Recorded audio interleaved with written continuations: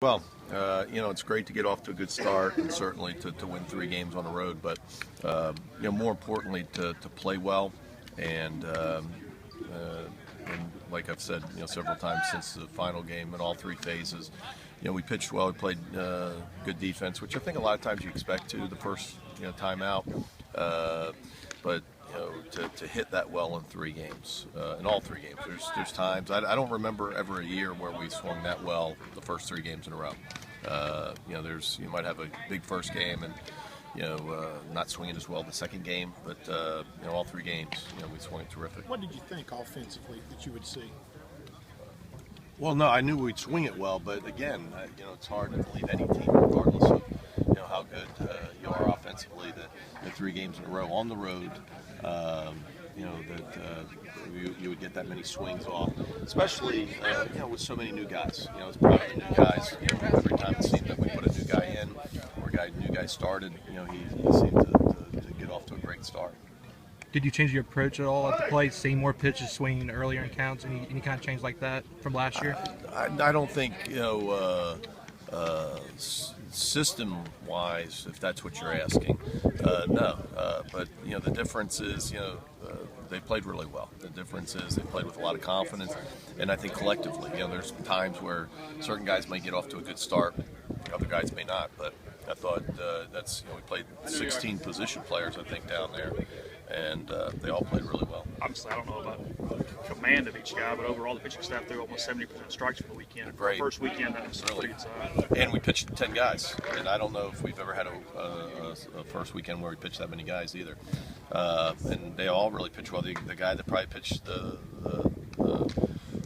most poor was Greenwood, and the guy that you wouldn't expect. So if somebody was going to not have his best outing, it's, I guess better that somebody that is really the anchor of the bullpen, the guy that can really pitch. But you're right, a high strike percentage by everybody.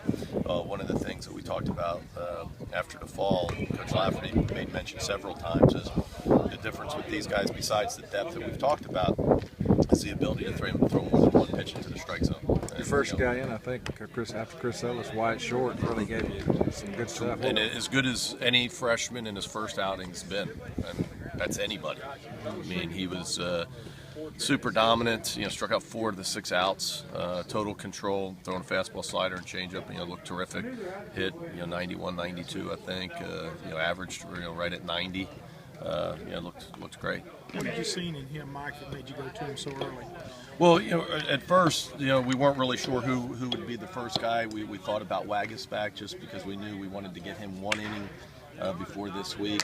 But with a little bit of a lead, I thought it was a good time to let one of the new guys that haven't been out there get out there with a little more spread in the score to feel a little more confident, and he was terrific. He didn't need any lead. He pitched great.